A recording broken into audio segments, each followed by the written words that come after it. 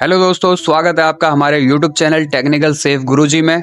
दोस्तों, मैं आपका दोस्त आपका भाई मोहम्मद सैफ आज आपके लिए बहुत ही शानदार वीडियो लेकर आया हूं। दोस्तों, क्या आपके भी गलती से 2 पैन कार्ड बन चुके हैं या किसी और ने आपके 2 पैन कार्ड गलती से बना दिए हैं? तो आपको परेशान होने की बिल्कुल जरूरत नहीं है। आज की इस वीडियो में हम आपको बताएंगे आप अपने 2 पैन कार्ड में से एक pan card income tax department को कैसे सरेंडर कर सकते हैं। क्योंकि दोस्तों, इनकम टैक्स की गाइडलाइंस के अनुसार अगर आपके पास एक पैन कार्ड से ज्यादा पैन कार्ड है तो आपको 10,000 रुपए की पेनल्टी तक लग सकती है। तो दोस्तों, वीडियो के एंड तक बने रहें और बिल्कुल भी स्किप ना करें। तो चलिए दोस्तों, वीडियो को शुरू करते हैं। दोस्तों, आपको सबसे पहले गूगल ओपन कर लेना है अपने डेस्कटॉप या मोबाइल में और गूगल में आपको एंटर करना है NSDL। NSDL आपको एंटर करते ही इस तरह से इंटरफेस सामने आएगा। यहाँ पे आपको second option online pan application का मिलेगा, आपको इस पर क्लिक करना है। जैसे ही आप इस पर क्लिक करेंगे आपको इस तरह से इंटरफेस शो होगा। ये प्रोसेस आपने पहले भी किया होगा जरूर, लेकिन यहीं पे आपको पता चलेगा कि किस तरह से आप पैन कार्ड अपना सरेंडर कर सकते हैं। आपको अपना एप्लीकेशन टाइप सबसे पहले सेलेक्ट करना है।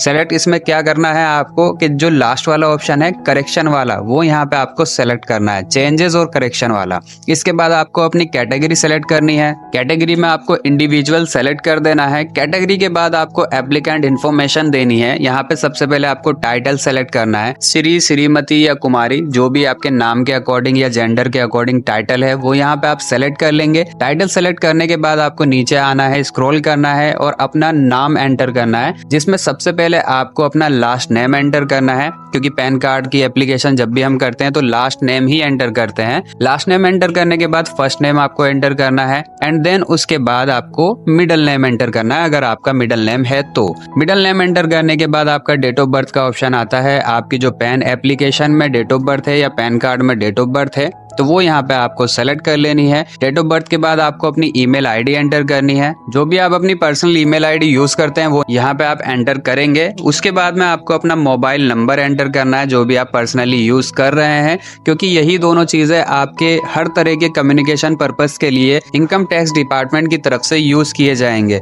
मोबाइल नंबर एंटर करने के बाद में आपको नीचे सेलेक्ट करना है कि आप इंडियन सिटीजन है या नहीं, तो यहाँ पे आपको येस पे सेलेक्ट कर लेना है। उसके ही सामने आपको पैन नंबर लिखने का ऑप्शन मिलेगा। यहाँ पे आपको वो पैन नंबर लिखना है जो आपका आधार कार्ड से लिंक है, मतलब जिसको आप सरेंडर नहीं करना चाहते वो पैन नंबर आप यहाँ पे लिखेंगे। क्योंकि पैन कार्ड सरेंडर करने के लिए मैं सबसे ज्यादा इंपॉर्टेंट बात आपको बता देता हूँ कि अगर जो पैन कार्ड आपका आधार कार्ड से लिंक है तो वो आप ऑनलाइन सरेंडर नहीं कर सकते हैं। पहले उसको आपको ऑफलाइन विजिट करके ऑफिस पर डीलिंग करवाना पड़ेगा, देन उसके बाद आप उसको सरेंडर कर सकते हो। और आपका जो भी पैन कार्ड आधार कार्ड से लिंक है उसी से आपकी एप्लीकेशन प्रोसीड होगी।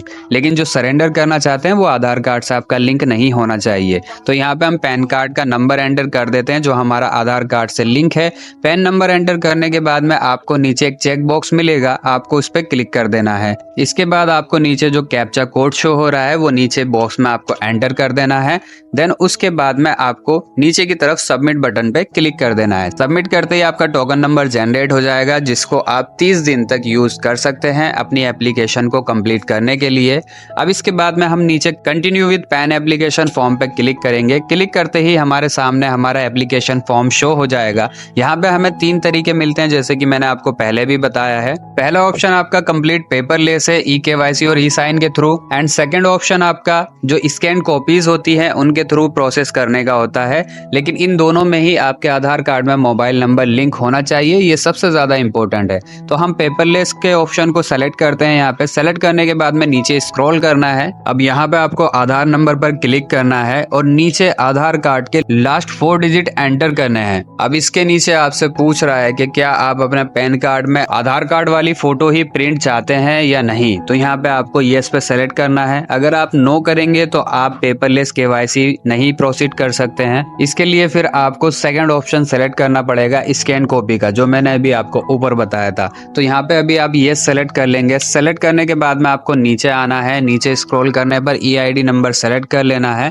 देन उसके बाद में आपको नीचे फुल नेम का ऑप्शन मिलेगा, उस पर आपको क्लिक करना है। उसके बाद आपको नीचे स्क्रॉल करना है और यहाँ पे आपका कंप्लीट नेम जो आपने एंटर किया था वो आपको शो करेगा। तो आपको अपना नाम कंप्लीटली चेक कर लेना है कि आपके रिकॉर्ड के अकॉर्डिंग सही है या नहीं है। नाम चेक करने के बाद में आपको नीचे डेट ऑफ बर्थ शो होगी, आपको उस पर टिक करना है और टिक करने के बाद अपनी डेट ऑफ बर्थ चेक कर लेनी है। डेट ऑफ बर्थ चेक करने के बाद में साइड में ही आपको जेंडर का ऑप्शन मिलेगा, उस पर भी आपको क्लिक करना है।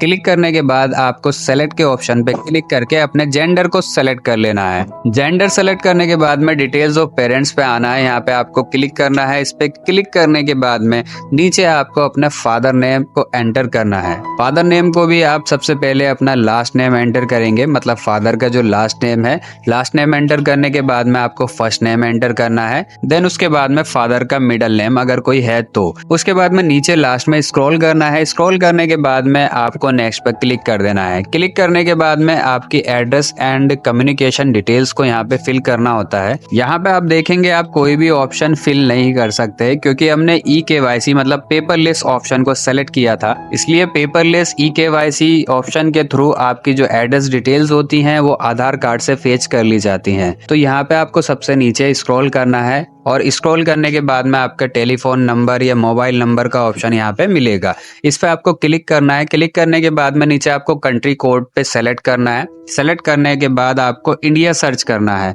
इंडिया आप सर्च करेंगे, यहाँ पे आपका कंट्री कोड आ जाएगा, उस पर आपको क्लिक कर देना है। क्लिक करने के बाद में आपका साइड में ही मोबाइल नंबर शो होगा, या आपने मोबाइल नंबर एक बार चेक कर लेना है कि सही है या नहीं है। उसके बाद में आपके नीचे ईमेल ID भी शो होगी। ये दोनों चीजें ही आपको कंफर्म कर लेनी है। कंफर्म करने के बाद में अब नीचे लास्ट में आपका सबसे मेन इंपॉर्टेंट पॉइंट आता है, जो आपको अपना पैन कार्ड सरेंडर करना है। वो यहीं पे आपका सरेंडर होता है, यहीं पे उसका प्रोसेस होता है। यहाँ पे लिखा है कि आपका अगर कोई और पैन कार्ड अलॉट हुआ है तो वो पैन कार्ड आपको यहाँ पे पैन कार्ड का जो नंबर है वो यहाँ पे आपको मेंशन करना है। इसमें आपको mention other pan account number पे टिक करना है। टिक करने के बाद में आपको जो नीचे बॉक्स मिल रहे हैं उन बॉक्स में आप जो भी पैन नंबर को अपने पैन कार्ड को सरेंडर करना चाहते हैं, जो आपका आधार कार्ड से लिंक नहीं है, वो आपको पैन नंबर यहाँ पे एंटर करना पड़ेगा। तो आप इस डिटेल को अपनी बहुत ही ध्यान से फिल करें। आपका जो पैन नंबर है जिसको आपको सरेंडर करना है, बहुत ही ध्यान से यहाँ पे आप एंटर कर सकते हैं। एक से ज्यादा भी है आपका, 2 है, 3 है, 4 है, तो वो भी आप यहाँ पे मेंशन कर सकते हैं। ये पैन नंबर मेंशन करने के बाद में आपको नीचे नेक्स्ट पर क्लिक कर देना है। क्लिक करते ही आपकी डॉक्यूमेंट डिटेल्स आती हैं। आपके ऑलरेडी सारे प्रूफ सेलेक्टेड होंगे, उसमें आधार कार्ड सेलेक्ट होगा क्योंकि पेपरलेस KYC है। आपको लास्ट में प्रूफ ऑफ पैन में कॉपी ऑफ पैन को सेलेक्ट कर लेना है, या अदर ऑप्शन भी है, उनमें से कोई भी एक सेलेक्ट कर लेना है। इसके बाद में आपको नीचे स्क्रॉल करना है। स्क्रॉल करने के बाद में आपकी डिक्लेरेशन आती है। डिक्लेरेशन में आपको सबसे पहले ऊपर अपना नाम एंटर कर देना है। नाम एंटर करने के बाद में आपको सेलेक्ट पे क्लिक करना है और क्लिक करते ही आपको हिम सेल्फ या हर सेल्फ का ऑप्शन सेलेक्ट कर लेना है। देन उसके नीचे आपको एक कॉलम मिलेगा, यहाँ पे आपको डॉक्यूमेंट आप कितने इनक्लोज कर रहे हैं इस एप्लीकेशन के साथ में वो मेंशन करने हैं। 1 डॉक्यूमेंट, 2 डॉक्यूमेंट या 3 डॉक्यूमेंट। तो यहाँ पे हम वो नंबर एंटर कर देते हैं, हम 1 डॉक्यूमेंट ही इनक्लोज कर रहे हैं। उसके बाद में नीचे प्लेस में आपको अपना स्टेट एंटर करना है, जिस भी स्टेट से आप अपनी एप्लीकेशन को फिल कर रहे हैं, दिल्ली हो, यूपी हो या जो भी अदर स्टेट हो। ये स्टेट एंटर करने के बाद में आपको नीचे सबमिट के ऑप्शन पे क्लिक कर देना है। सबमिट करते ही आपकी एप्लीकेशन सक्सेसफुली सबमिट हो चुकी है। यहाँ पे आपको अपनी एप्लीकेशन की जो भी डिटेल्स है उनको कंफर्म करना है। यहाँ पे आपका पैन नंबर आपको ऊपर शो होगा, उसी के साथ ही आपको नीचे अपना आधार नंबर एंटर करना है, लेकिन कंप्लीट नहीं, आधार कार्ड के आपको फर्स्ट 8 डिजिट मतलब पहले जो 8 डिजिट हैं वो एंटर करने हैं। आधार नंबर एंटर करने के बाद आपको धीरे धीरे नीचे स्क्रॉल करते रहना है और आपने जो भी डिटेल्स फिल की थी, आपका नाम, आपकी date of birth, gender, father name, जो भी डिटेल एंटर की थी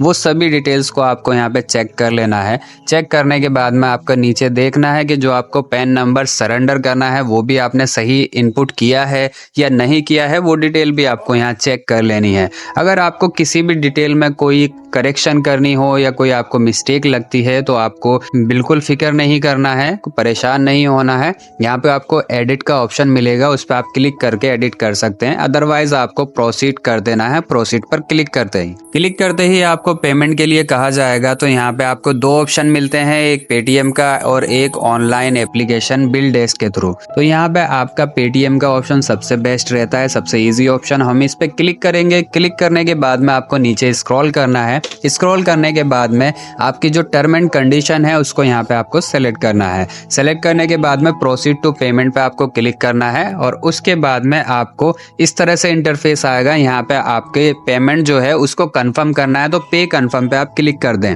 यहाँ पे आपको पेमेंट का इंटरफेस आ जाएगा, आपको क्यूआर कोड भी शो हो जाएगा।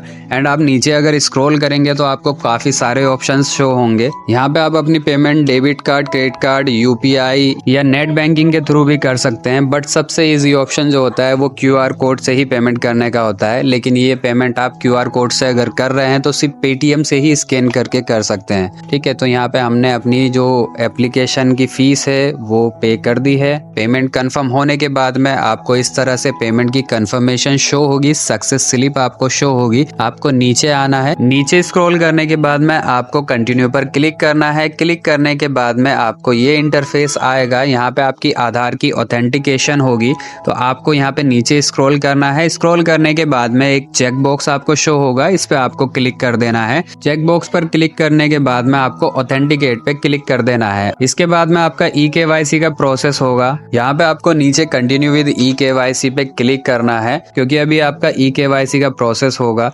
तो यहाँ पे आपको क्लिक करने के बाद में ऐसा इंटरफेस आएगा। आपका जो आधार कार्ड में मोबाइल नंबर लिंक है उस मोबाइल नंबर पे आपके एक ओटीपी जाएगा। वो ओटीपी आपको यहाँ पे एंटर करना है। आपका वो ओटीपी 10 मिनट तक वैलिड होता है। तो यहाँ पे आप वो ओटीपी एंटर कर देंगे। ओटीपी एंटर करने के बाद में आपको सबमिट पर क्लिक करना है। जैसे ही आप सबमिट पर क्लिक करेंगे तो अब आपका ई साइन का प्रोसेस चालू होगा। तो यहाँ पे आपको कंटिन्यू विद ई साइन पे क्लिक करना है। क्लिक करते ही आपका ऐसा इंटरफेस आएगा। यहाँ पे आपको ऊपर जो चेक बॉक्स दिख रहा है उस पे आपको क्लिक करना है।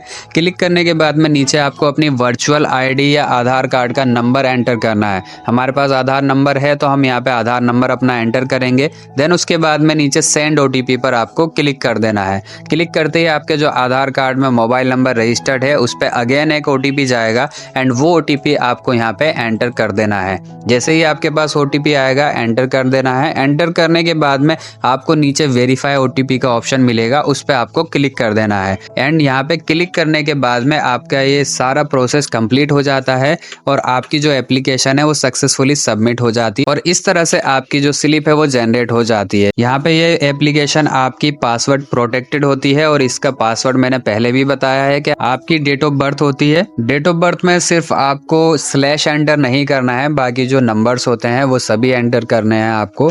एंड इसके नीचे ही आपको डाउनलोड पीडीएफ का भी ऑप्शन मिलेगा। इस पे क्लिक करके आप अपनी स्लिप की पीडीएफ को डाउनलोड कर सकते हैं। तो दोस्तों ये थी आपकी बहुत ही इजी स्टेप आपके पैन कार्ड को सरेंडर करने के लिए। तो अब आप बिल्कुल भी फिक्र ना करें, परेशान ना हो। और वीडियो आपको दोस्तों अच्छी लगी है तो वीडियो को अपने सभी साथियों के पास शेयर करें, लाइक करें और कमेंट में जरूर बताएं कि अब आपको नेक्स्ट वीडियो किस टॉपिक पर चाहिए। और साथ ही ऐसे ही इंफॉर्मेटिव वीडियोस के लिए हमारे यूट्यूब चैनल टेक्निकल सेफ गुरुजी को सब्सक्राइब करें।